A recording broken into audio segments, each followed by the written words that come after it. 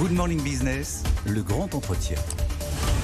À 8h18, notre invité, c'est le directeur général de Citroën, Thierry Koskas, bonjour. Bonjour. Avec une nouvelle voiture qui vient un peu bousculer le marché, c'est un peu la réponse de Stellantis à Renault, puisque vous lancez une voiture sous les 20 000 euros, une voiture électrique, évidemment la EC3, voire même sous les 15 000 euros quand il y aura la version avec une batterie de citadine, c'est-à-dire 200 km. Pour l'instant, c'est 320. Pour l'instant, c'est 23 300 euros, moins la prime. On est donc à 18 900 pour cette voiture électrique disponible dès cet après-midi. Exactement, on peut la précommander dès cet après-midi, donc 23 300 euros pour une version 320 km d'autonomie, et puis début 2025, donc une version à 200 km d'autonomie, 19 990 euros, avant aide du gouvernement. La cible, c'est évidemment la Dacia Spring de Renault. Alors, on n'est pas sur le même segment, puisqu'en fait, on a une vraie voiture du segment B qui fait 4 mètres, 5 places. Non, pas du tout, mais on n'est pas sur la même taille de véhicule. Et on veut surtout, à travers ce produit, rendre la mobilité électrique accessible au plus grand nombre. Alors, la question de ce bonus, elle est fondamentale pour pousser le marché de l'électrique. Vous le dites, avant ou après bonus. Si je la commande aujourd'hui, je ne sais pas si je vais avoir le bonus. Ouais, alors les indications qu'on a, bien entendu, à confirmer, puisque le gouvernement a la main là-dessus, mais les indications qu'on a, c'est que le bonus sera reconduit, que ce véhicule sera éligible au bonus. Donc je pense qu'il n'y a pas de risque si vous précommandez la voiture. Même s'il a des batteries chinoises, même s'il est fabriqué en Slovaquie. Oui, les indications qu'on a, c'est que la voiture est fabriquée en Europe, en Slovaquie, et donc elle sera éligible au bonus. Bon, alors ce combat de la voiture électrique abordable, évidemment, il est essentiel pour transformer ce marché. Il est essentiel parce qu'il y a aussi les voitures chinoises qui arrivent avec des voitures assez compétitives. Et voilà, après, on verra quelles seront les taxes douanières qui seront peut-être un jour appliquées par l'Europe sur le véhicule chinois après l'enquête européenne. Ça a l'air d'aller très vite quand on voit les immatriculations de véhicules électriques en août. Par exemple, c'est le dernier chiffre qu'on avait. On est à presque 20%, plus de 19%.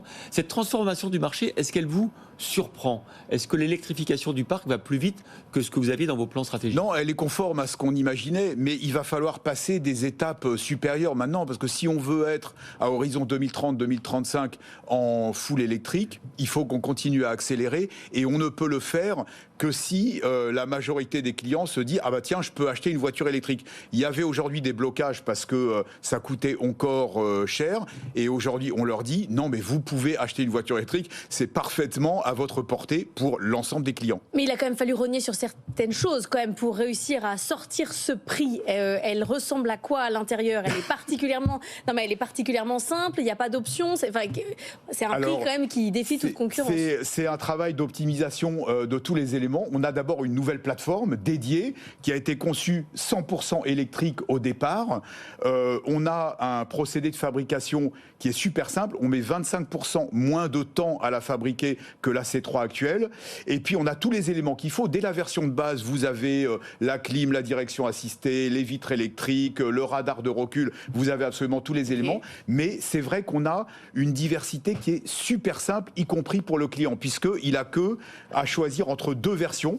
Il n'y a pas d'option, donc pour lui le choix est super simple, mais ça aide aussi du point de vue fabrication à avoir une voiture qui est effectivement avec peu de diversité industrielle. Alors c'est peut-être sur la batterie que vous avez renié. Alors non, la batterie, 320 km, en fait quand vous regardez les usagers des voitures du segment B, 95% des usagers font jamais plus de 80 km par jour, parce que c'est un usage urbain, périurbain, etc. Donc quand on propose 320 km d'autonomie, ça répond à l'immense majorité des besoins des clients. Donc on pense que c'est suffisant. Batterie LFP. Ouais, alors batterie LFP, donc on est la première voiture de Stellantis à avoir cette nouvelle technologie. C'est quoi ça, une batterie LFP? Elle aura l'air experte, mais moi je ne connais rien. C'est parce que je l'ai lu ce matin, c'est une batterie LFP. C'est lithium fer phosphate, c'est une technologie qui, il y a quelques années, n'était pas sur le marché et qui permet d'avoir des batteries à un coût optimisé par rapport aux batteries lithium de génération précédente. Et donc c'est aussi un élément, évidemment, de performance du coût. Mais pourquoi vous la fabriquez pas dans les gigafactories du nord de la France, cette batterie? Alors aujourd'hui, elle va venir de Chine. Après, on verra. On verra ou on verra? On verra. Mais c'est pas une batterie bas de gamme.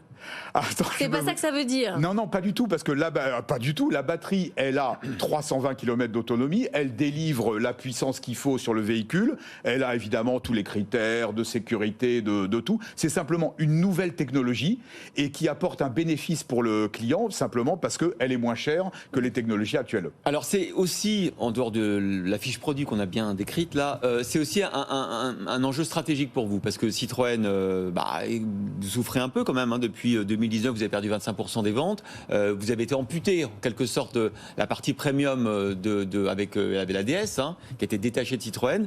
Là, c'est la reconquête, c'est-à-dire que vous visez 1 million de véhicules vendus sur cette voiture, et vous visez aussi la reconquête du marché international, parce qu'aujourd'hui, Citroën, c'est devenu une marque très franco-française.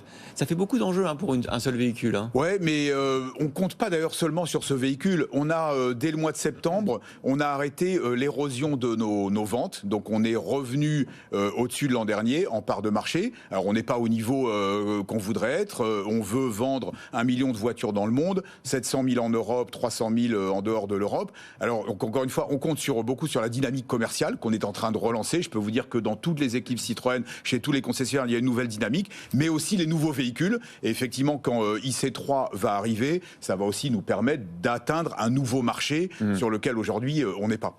Il faut aller très très vite, quand même. On parlait des véhicules chinois, évidemment, qui arrivent sur le marché. Il y a Renault avec sa R5 qui va arriver en fin d'année. Là, il y a vraiment une bagarre. L'argument principal de Renault, c'est de dire la mienne, elle sera made in France.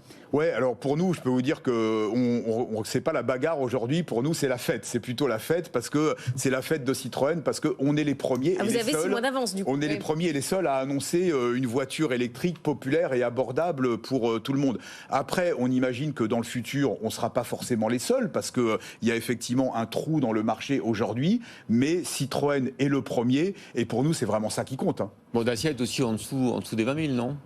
Oui, mais encore une fois, on n'est pas sur le même segment de véhicules. Et quand vous aurez la possibilité, j'espère très bientôt, d'essayer la IC3, vous verrez que c'est vraiment une voiture extrêmement confortable. J'ai eu la chance de l'essayer en avance de phase, et dans lequel il y a beaucoup d'espace intérieur. Alors au sein du groupe Stellantis, il y a beaucoup de marques. Hein, c'est un peu la saine émulation et concurrence entre marques du groupe.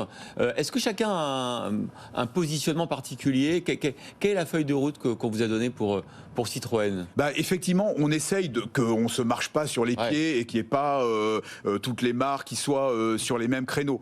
Et clairement, la marque Citroën, et j'ai été super clair dès que je suis arrivé à la tête de cette marque, c'est une marque populaire, donc on rend la mobilité... Une marque low cost ? Non, pas du tout une marque low cost, mais c'est une marque populaire, c'est-à-dire on rend la mobilité accessible au plus grand nombre. Et quand on dit au plus grand nombre, c'est pas forcément des petites voitures. On fait aussi des C5 Aircross qui sont des voitures de taille importante, et on fait des véhicules utilitaires. Donc on a la couverture de l'ensemble du marché. Est-ce que vous serez dans l'offre à 100 € par mois promise par le gouvernement ?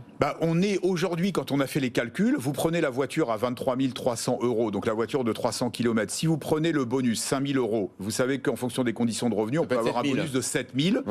Si vous y rajoutez la prime à la conversion, si bien entendu elle est maintenue, on peut avoir dès aujourd'hui, on est capable de faire cette IC3 à 99 € par mois sans apport du client. Donc on est aujourd'hui capable de le faire. Là, 99 € par mois. 99 € par mois sans apport du client, évidemment avec les conditions que je vous ai décrites, les 7 000 € et la prime à la conversion. Elle va sortir, la nouvelle C3, aussi en hybride et en moteur essence classique. Certains constructeurs font pas ce choix. Ils font un modèle électrique 100% et puis d'autres modèles essence. Vous visez, vous avez peur que ça marche pas en électrique. Vous dites du coup il y aura une autre motorisation. Non, mais tous les constructeurs font pas ce choix-là. Non, bien sûr, mais la voiture a d'abord été conçue en électrique. Donc c'est d'abord une plateforme électrique. Simplement, on sait qu'il y a aujourd'hui un certain nombre de clients pour des questions d'usage, parce que peut-être ils ne peuvent pas se recharger à la maison, parce qu'ils font effectivement beaucoup plus de kilomètres que ce que permet l'autonomie. Ils vont quand même vouloir aller sur une version essence ou hybride. Et donc, on ne va pas les laisser de côté. On va leur proposer une voiture. Et industriellement, c'est assez malin de le faire sur la même plateforme et sur la même voiture, parce que ça permet d'optimiser là aussi les coûts. Le prochain lancement de Citroën, ça sera quoi ? On a annoncé qu'après notre voiture du segment B, il y aura un SUV dans le segment B. Donc on sera dans la famille toujours du même segment, mais il y aura un SUV sur le segment B qui va arriver quelques mois plus tard. Une sorte d'Aircross électrique, quoi. Par exemple. Malgré les malus au poids, malgré le fait que le SUV, c'est on est sur le segment B, donc on n'est pas sur une voiture non plus très grosse, très importante. Et je pense que ça fait aussi partie de ce que veut faire Citroën. C'est pas le toujours plus, toujours plus. On essaye de faire les choses au juste niveau. Vous voyez, on n'a pas des batteries de 500 ou de 600 km sur cette voiture. On essaie de faire au juste niveau en fonction vraiment des besoins des clients.